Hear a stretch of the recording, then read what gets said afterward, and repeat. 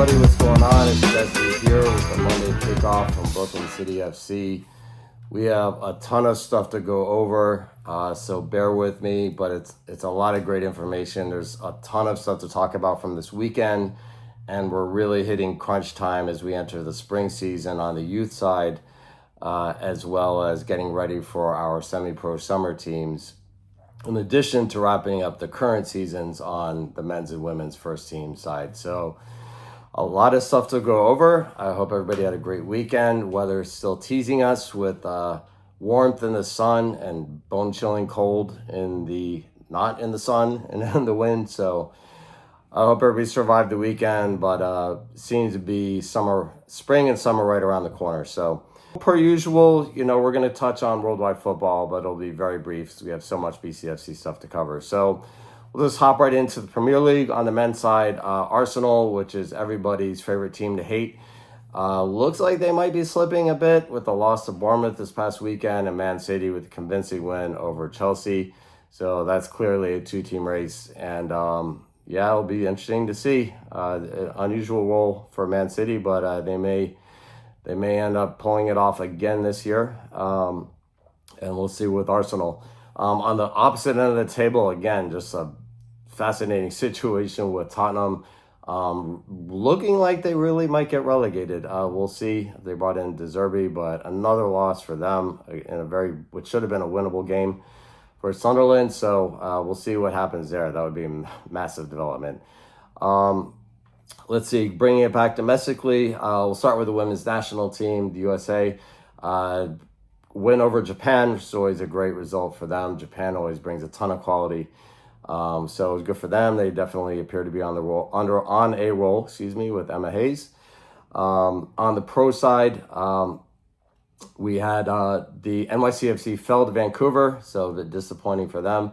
A bit of a wild game with the Red Bulls and Inter Miami. If you have a chance to check out those highlights, a ton of just crazy chances for both teams, especially Inter Miami, as they have their kind of crazy, intricate combination play that leads to build up to amazing chances. The game finished 2-2, which I think is probably a great result for the Red Bulls. I think it was at Miami, but check out those highlights if you can. It's just a lot of fun to watch.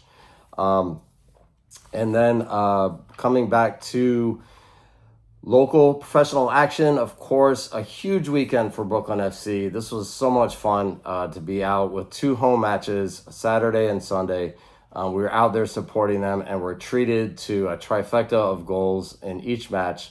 Both, funny enough, 3-0 wins for the men's side Saturday night, 3-0 win for the women's side on Sunday afternoon.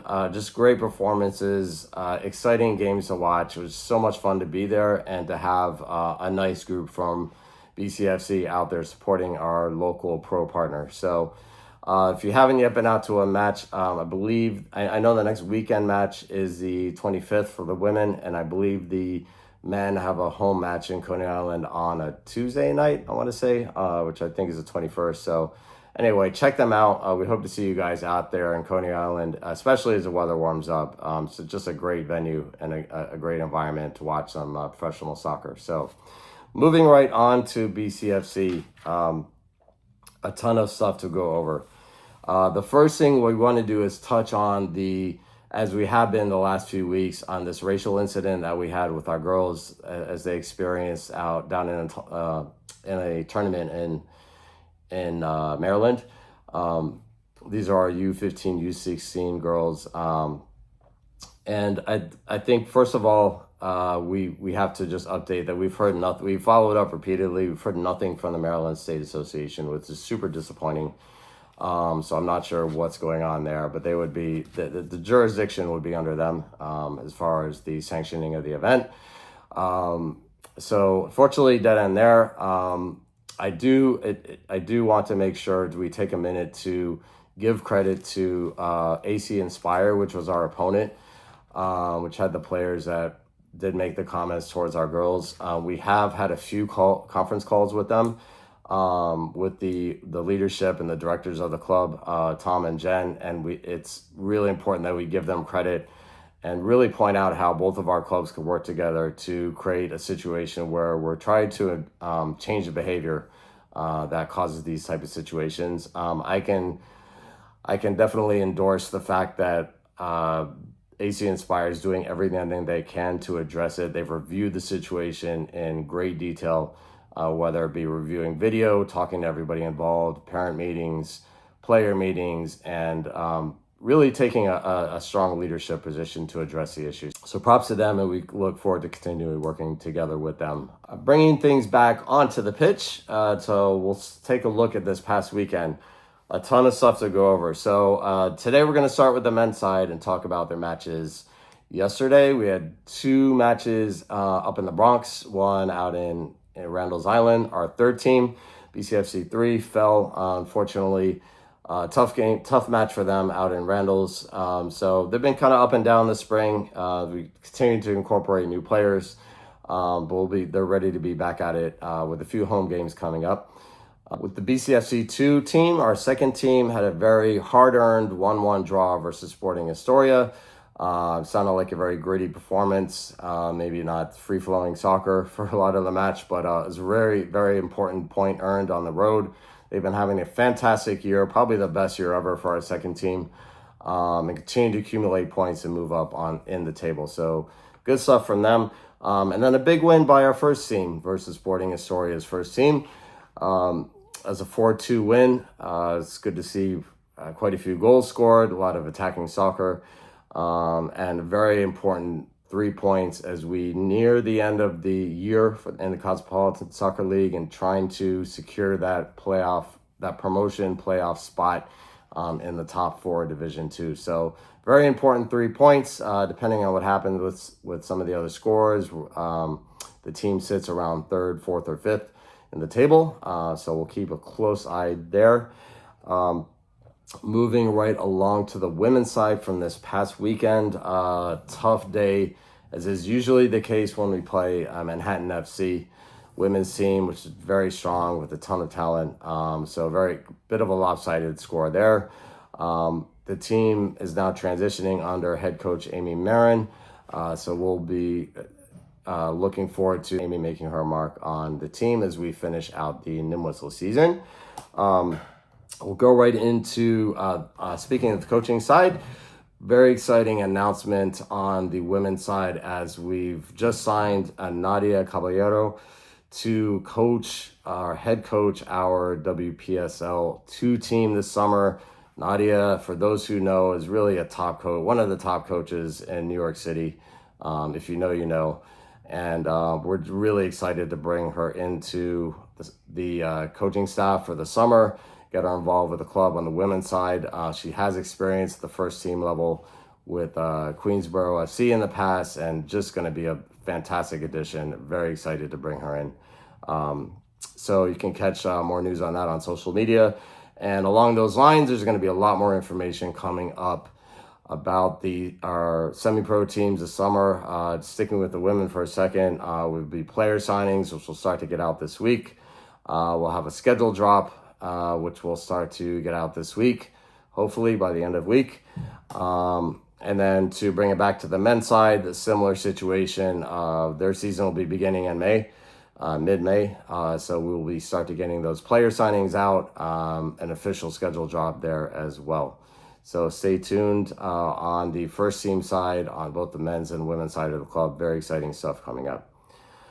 On the youth side, a ton of stuff to talk about. So first, we're going to touch on the State Cup. 2012 boys had a huge win, really exciting for them. 2-0 win over BKU's, Brooklyn United, in the East New York State Cup. That will push them through to the quarterfinals, which will be played probably not this weekend, but next weekend versus SB4U out in Staten Island. So a great result for our 2012. That's our U14 boys in the State Cup. That makes them the second team to advance to the quarterfinals. Our U16 girls have already advanced, so they'll be playing in a couple weeks out on Long Island. And then we've got a number of teams with matches coming up in the State Cup since we're on the topic. It'll be our U10 boys, our U16 boys, and U10 boys and U16 boys, both with round 2 matches in the upcoming weekend.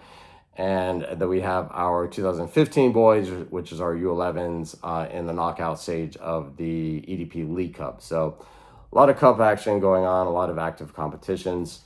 To move it on to the league side now, on the youth, within the youth side of our club. We'll start with the girls. So the girls, our 2011 girls had a important result. They're in the top level of EDP, which is a Regional Academy League.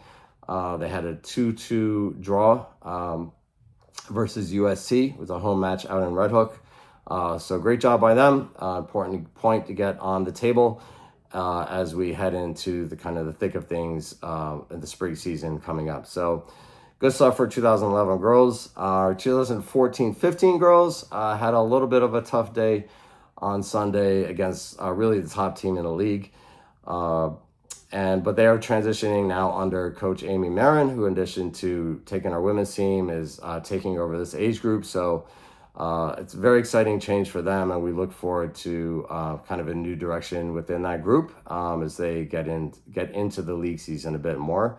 And then to wrap up the girls, our 2016 girls remain with us. Our U10s remain undefeated with Coach Sophia in the Girls Cities collab league between EDP and CJSL. So good stuff by them. Hopefully some challenging matches coming up for them as well.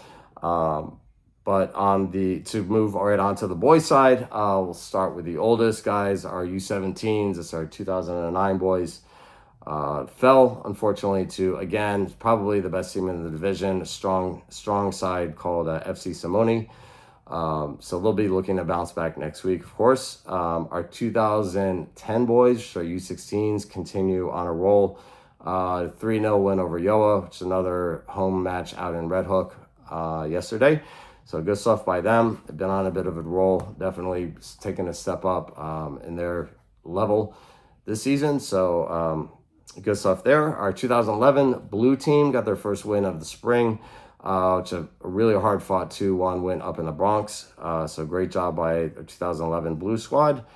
Our 2012 squad unfortunately fell to Yoa, one of quite a few games against Yoa this weekend, which is always great. But a very competitive, hard-fought game by our 2012 blue team. 2013s, which is our under 13s, had their first spring league match of the season and had a big win. Again, played out in Red Hook yesterday. So great job with the U13s and Coach Dapo. And again, as I mentioned, we had a lot of games versus Yoa. So our 2014 boys with Coach Kishwar got the win versus Yoa. It's our 2014 asphalt team, our A team, in a CJSL match Sunday morning out at Diker. And then we kind of had mixed results from our 2015 blue team, 2016 games, and 2017 boys, all with various matches around Brooklyn. So some wins for sure, and some losses, as is always the case. But great job, great progress being made in those age groups as well. So that pretty much wraps it up on the youth side. We've got, as much stuff has happened this past weekend, we've got an even busier weekend. Looking ahead with both the men's and the women's teams. Our Nimwhistle women's team has a huge state cup semifinal match versus Williamsburg International Soccer Club up in Williamsburg on Sunday. So if you're able to make it, I believe the kickoff is 3 p.m., but we'll definitely be putting on social media. So it's a huge game for them. So check that out. We'll have more league games on the men's side, and then jam-packed weekend on the youth side. I forget how many, at least 25, 28 games, something like that.